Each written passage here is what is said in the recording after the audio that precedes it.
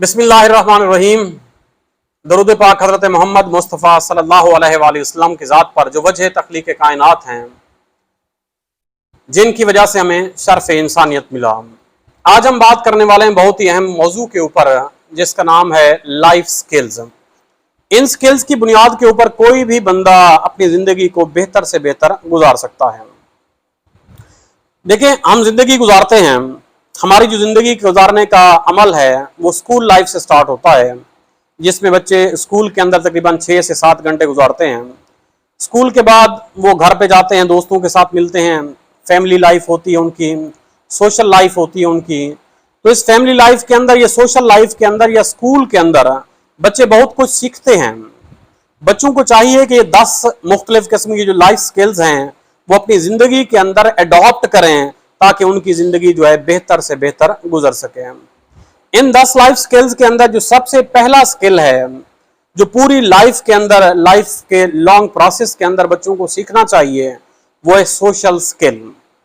Social skill एक ऐसा skill है जो बच्चे को जिंदगी गुजारने के लिए लाजिम है, बेहतरीन जिंदगी गुजारने के लिए लाजिम है। देखें, हर बंदा अपनी जिंदगी गुजारता है। कुछ लोग ऐसे जैसे दिन कटते हैं, रात होती है, दिन होते हैं, उम्र यूं ही तमाम कर देते हैं। और कुछ लोग ऐसे होते हैं जो जिंदगी के अंदर कोई मकसद बना लेते हैं, जिंदगी के अंदर कुछ स्किल्स अडॉप्ट कर लेते हैं, उन स्किल्स के साथ वो जिंदगी गुजारते हैं और वो किसी मकाम पर पहुंच जाते हैं। तो हमें चाहिए, हमारे बच्चों को चाहिए कि वो स्किल्स जो हैं वो जान लें, वो कौन कौन से स्किल्स हैं जिनको सीख कर वो अपनी जिंदगी को बेहतर बना सकते हैं। वो सोशल स्किल्स भी हैं, वो थिंकिंग स्किल्स भी हैं और इमोशनल स्किल्स भी हैं। सोशल स्किल्स के अंदर जो पहला स्किल आ जाता है उसे हम सेल्फ अवेयरनेस कहते हैं। सेल्फ अवेयरनेस का मतलब क्या है? सेल्फ अवेयरनेस का मतलब यह है मेरे दोस्तों, अपने बारे में इल्म रखना, अपनी कैपेसिटी के बारे में इल्म रखना, अपनी कैपेबिलिटी के बारे में इल्म रखना, अपनी सलाहियत को जानना, अपनी विजडम को जानना। हम जानते हैं कि अल्लाह पाक ने जो जितनी भी तख्लीक बनाई है, जितनी भी तख्लीक की है अल्लाह पाक ने, वो तकरीबन 10,000 से भी ज्यादा अक़साम के जानदार हैं। उन 10,000 के से ज्यादा जानदारों के अंदर जो बेहतरीन क्रिएशन है अल्लाह की, वो इंसान है। इंसान के अंदर जो मुख्तलिफ किस्म के आर्गन्स हैं, जिसमें इंसान का दिमाग है, इंसान का दिल है, ये बहुत ही अहम किस्म के आर्गन हैं। अगर हम इंसान के दिमाग की बात करें तो इंसान के दिमाग के अंदर अल्लाह पाक ने नर्व सेल रखे हैं या न्यूरॉन्स रखे हैं। इन न्यूरॉन्स जो बिलियंस ऑफ न्यूरॉन्स हैं, इन न्यूरॉन्स के अंदर बेतहाशा ताकत पाई जाती है। कौन सी? इंसान की जिंदगी को बैलेंस लाइफ किस तरह से बनाना है, इंसान की जिंदगी को फ्लुएंसी के साथ किस तरह से गुजारना है, इंसान की जिंदगी को समझ के साथ किस तरह से गुजारना है। जब तक एक इंसान अपनी खुद से आगाही नहीं रखता, उस वक्त तक वो अपनी जिंदगी को बेहतर अंदाज के अंदर गुजार ही नहीं सकता।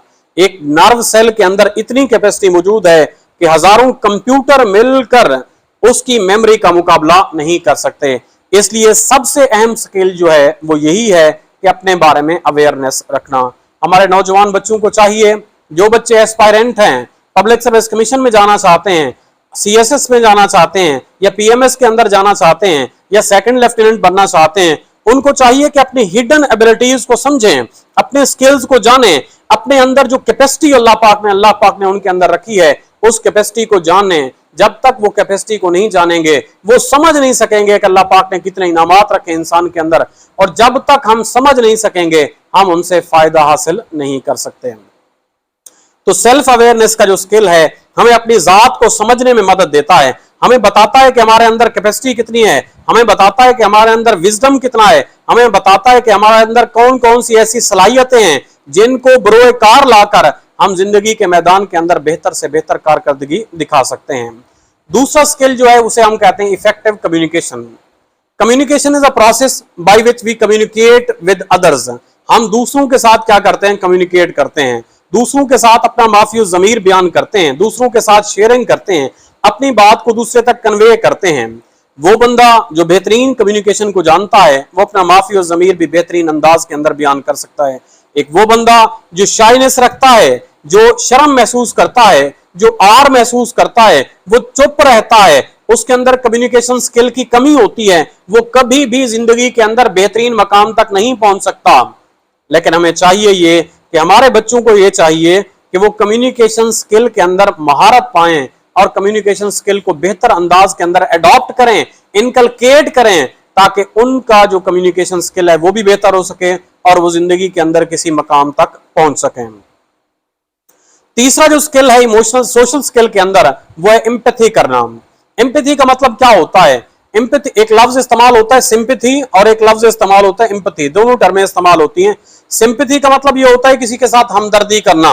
एक बंदा अगर ट्रबल के अंदर है, एक बंदा अगर परेशानी के अंदर है, तो आप उस परेशानी के अंदर उन बंदे से हमदर्दी करते हैं, इसको हम कहते हैं सिंपैथाइज करना। और एम्पैथी का मतलब क्या होता है? एम्पैथी का मतलब यह होता है कि आपने अंडरस्टैंड करना है what the problem is being faced by other person. दूसरा बंदा कौन से मसाइल से गुजर रहा है, कौन से हालात से गुजर रहा है, कौन सी ऐसी डिफिकल्टीज उसके पास मौजूद हैं जो उसकी जिंदगी को आगे नहीं लेके आने देती, कौन से ऐसे ट्रबलिंग पोजीशन उसके पास मौजूद है जो उसकी जिंदगी को कामयाबी से रोक रही हैं। एक बंदे को चाहिए वो एम्पैथी वाले स्किल भी अडॉप्ट करे ताकि उसको अंदाजा हो सके, वो एम्पैथाइज कर सके, दूसरों के मसाइल को समझ सके। जब आप दूसरों के मसाइल को समझेंगे तब आप अपने मसाइल भी हल करने के काबिल हो जाएंगे।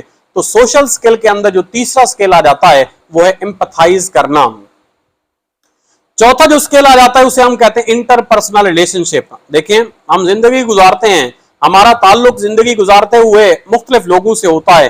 छोटे बच्चे से लेकर बूढ़ी उम्र के, बूढ़ी एज के लोगों के साथ भी हमारा ताल्लुक होता है।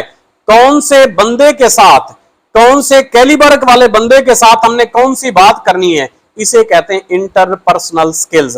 आपने गुड रिलेशन किस तरह से बनाने हैं लोगों के साथ, अच्छे रिलेशन बनाने के लिए कौन कौन से आपको स्किल चाहिए, इनको हम नाम देते हैं इंटरपर्सनल स्किल्स का। तो ये सोशल स्किल के अंदर चार चीजें आ जाती हैं। नंबर 1 सेल्फ अवेयरनेस आ जाती है, नंबर 2 इफेक्टिव कम्युनिकेशन आ जाती है, नंबर 3 एम्पैथी आ जाती है, और नंबर 4 जो है इंटरपर्सनल रिलेशनशिप आ जाता है।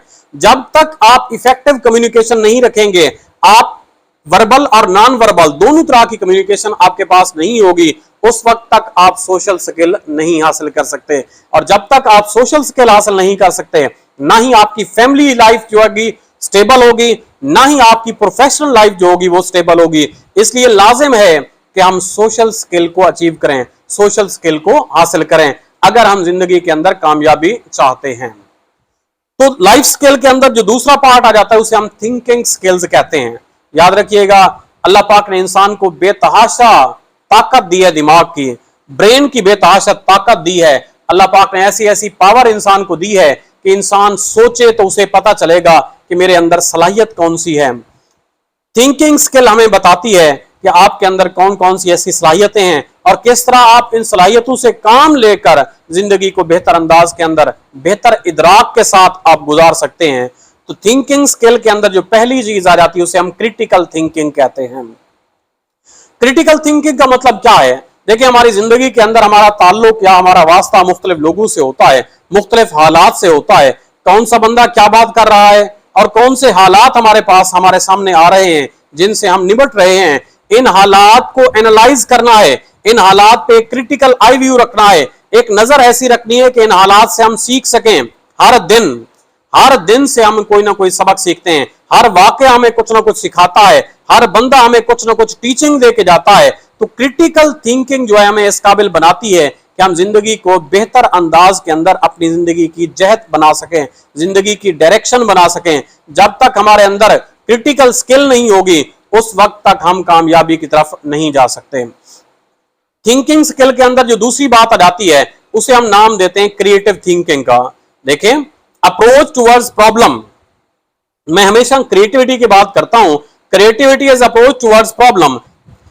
इन मसाइल के साथ रहना, मसाइल के साथ जिंदगी गुजारनी चाहिए, मसाइल के साथ खुश होकर जिंदगी गुजारनी चाहिए, क्योंकि कोई भी बंदा ये नहीं कह सकता कि मेरी जिंदगी के अंदर अगर मसाइल नहीं होंगे तो मैं सुखी रह सकता हूं। ऐसा मुमकिन ही नहीं है, ये मसाइल हर बंदे की जिंदगी के अंदर रहते हैं।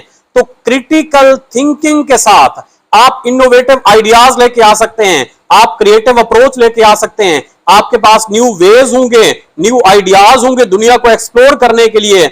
जब तक बंदा क्रिटिकली थिंक नहीं करेगा, सोचेगा नहीं, इनोवेटिव आइडियाज नहीं लेके आएगा, वो अपनी जिंदगी के अंदर बहुत पीछे रह जाएगा। इसलिए हमारे नौजवान बच्चों के लिए जो बच्चे एस्पायरेंट हैं किसी अच्छी पोजीशन पे जाने के लिए, उनके लिए लाजिम है कि वो अपने आप को क्रिटिकली थिंकिंग में ले आएं और क्रिटिकली एनालाइज करें अपनी लाइफ को, ताकि उनकी जिंदगी बेहतर अंदाज के अंदर गुजर सके।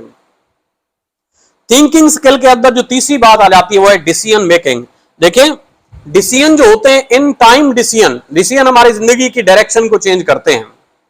डिसीजन हमारी जिंदगी की डायरेक्शन को चेंज करते हैं, हमारी सिमत, हमें नई सिमत देते हैं, हमें नई जेहत देते हैं, हमें नए आइडियाज देते हैं, हमें नए लोगों के साथ जो है ताल्लुक बनाने के लिए मजबूर करते हैं।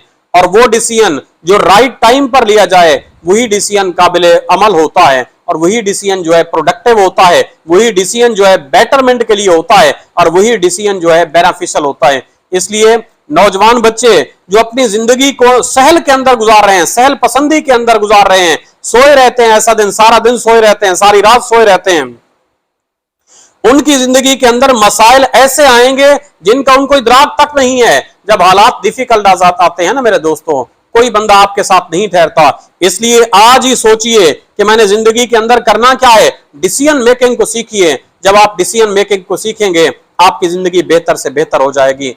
और last but not least, thinking point के अंदर जो अहम तरीन बात आ जाती है वो है प्रॉब्लम सॉल्विंग स्किल। देखें, मसाइल, मैं अभी बात कर रहा था, मसाइल के साथ जीना सीखना है हमने। हम जानते हैं कि हमें मसाइल आएंगे, हम जानते हैं कि हमारी जिंदगी मसाइल की अमाजगाह है। जब हम जानते हैं तो हमें इन मसाइल को हल करना सीखना चाहिए। वो स्टेप्स इख्तियार करने चाहिए कि कौन से ऐसे स्टेप्स हैं जिनकी वजह से हम किसी भी प्रॉब्लम को बेहतर अंदाज के अंदर हल कर सकते हैं। प्रॉब्लम्स आते हैं जिंदगी के अंदर, प्रॉब्लम जब आते हैं तो इंसान, बहुत सारे लोग मैंने देखे हैं, मसाइल और प्रॉब्लम्स के बाद वो परेशान होना शुरू हो जाते हैं। परेशानी के अंदर परेशान हो जाना सबसे बड़ी परेशानी होती है। एक बंदा जो परेशानी के अंदर अपने हवास खो देता है, एक बंदा जो अपनी परेशानी के अंदर वो ऐसी नेचर बना लेता है, शिकायतें कंप्लेन करना शुरू कर देता है, कभी भी उसकी जिंदगी बेहतर अंदाज के अंदर नहीं गुजर सकती। इसलिए चौथा स्किल जो आता है थिंकिंग स्किल के अंदर वो है प्रॉब्लम सॉल्विंग स्किल्स। हमें सीखना चाहिए, प्रॉब्लम को एनालाइज करना चाहिए। प्रॉब्लम के अंदर ही उसका हल मौजूद होता है।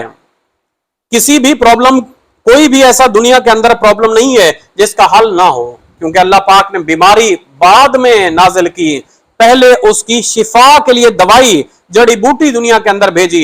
यही असूल कार फरमा होता है हमारी जिंदगी के अंदर, यही प्रोग्रामिंग है हमारी जिंदगी के अंदर कि जब तक किसी मसले का हल मौजूद ना हो उस मसले का प्रॉब्लम पैदा ही नहीं हो सकता, वो मसला पैदा हो ही नहीं सकता। इसलिए हमें क्या चाहिए, हमें यह चाहिए कि जब भी कोई प्रॉब्लम आता है उसको एनालाइज करें, उसके मेन स्टेप्स देखें, उसमें कौन कौन सी चीज है जो प्रॉब्लमेटिक है, उसकी वजूहात क्या हैं और उसके सोल्यूशन क्या हैं, कौन सा ऐसा बेटर सोल्यूशन है जिसको अडॉप्ट करके हम जिंदगी के अंदर आगे जा सकते हैं।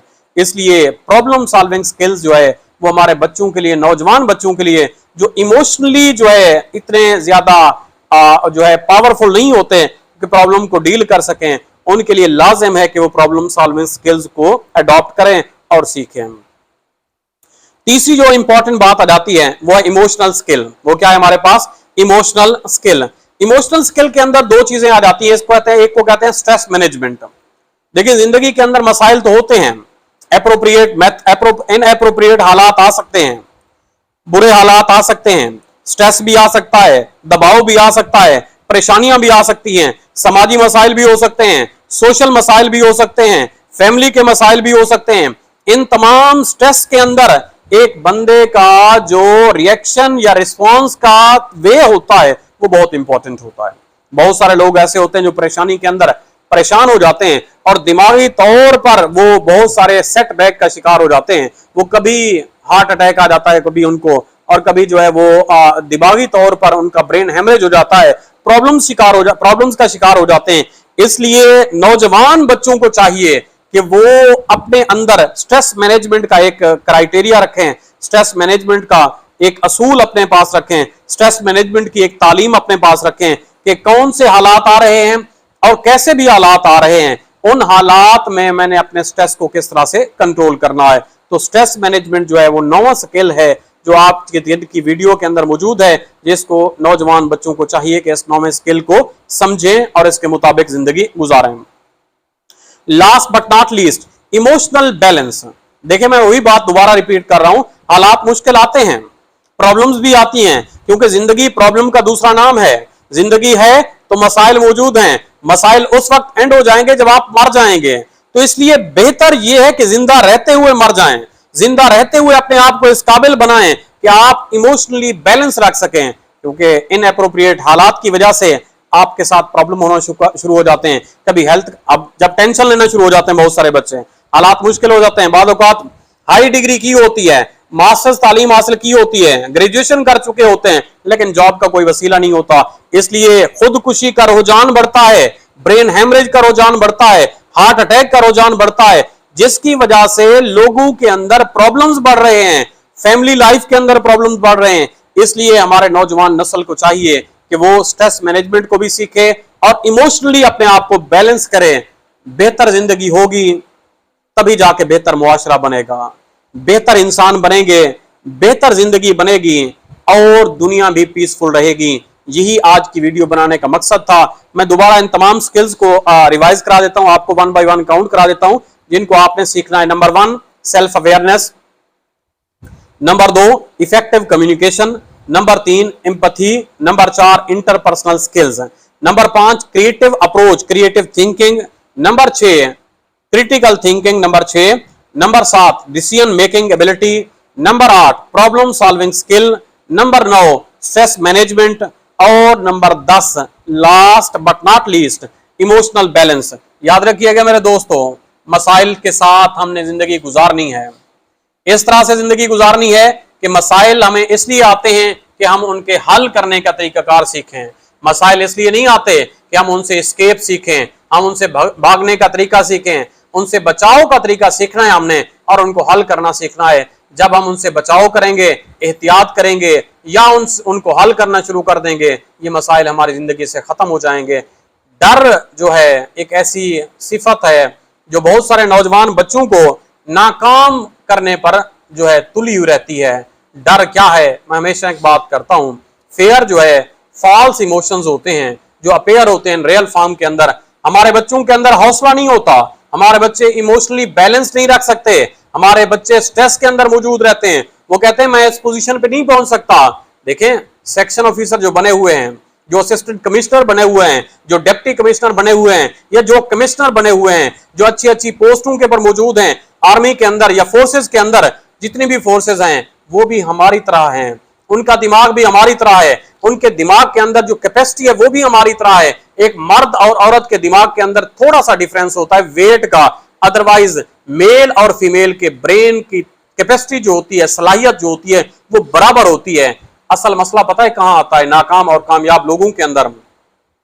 नाकाम लोग जो होते हैं वो हमेशा सहल पसंदी के अंदर रहते हैं। हमारे कामयाबी और हमारे दरमियान जो सबसे बड़ी रुकावट है मेरे दोस्तों, वो हमारी सहल पसंदी है, हमारी सुस्ती है, हमारा इरादा ना करना है, हमारा डिटर्मिनेशन ना करना है। यही चीजें होती हैं जो एक इंसान को नाकाम बनाती हैं। और कामयाब लोग पता है क्या करते हैं? कामयाब लोग स्किल सीखते हैं, कामयाब लोग बैलेंस रखते हैं अपनी जिंदगी के अंदर। कामयाब लोगों के अंदर एक प्लानिंग का फैक्टर होता है, जिस प्लानिंग के तहत वो वर्कआउट करते हैं और वर्कआउट करते हुए स्टेप बाय स्टेप जो है गोल को अचीव करते हैं। जब स्टेप बाय स्टेप आप भी चलेंगे, इन स्किल्स को अडॉप्ट करके आपकी जिंदगी भी बेहतर हो सकती है। मेरे दोस्तों, इस वीडियो को शेयर कीजिए, सदका जारिया के तहत शेयर कीजिए, ताकि कोई भी बच्चा इस वीडियो को अगर देखकर समझ में इजाफा कर लेता है अपनी, तो हमारा वीडियो बनाने का मकसद पूरा हो जाएगा, सदका जारिया पूरा हो जाएगा हमारे लिए। अल्लाह पाक से दुआ करते हैं, अल्लाह पाक हमें अमल की और समझ की तौफीक अता फरमाए। जज़ाकल्लाह, थैंक यू।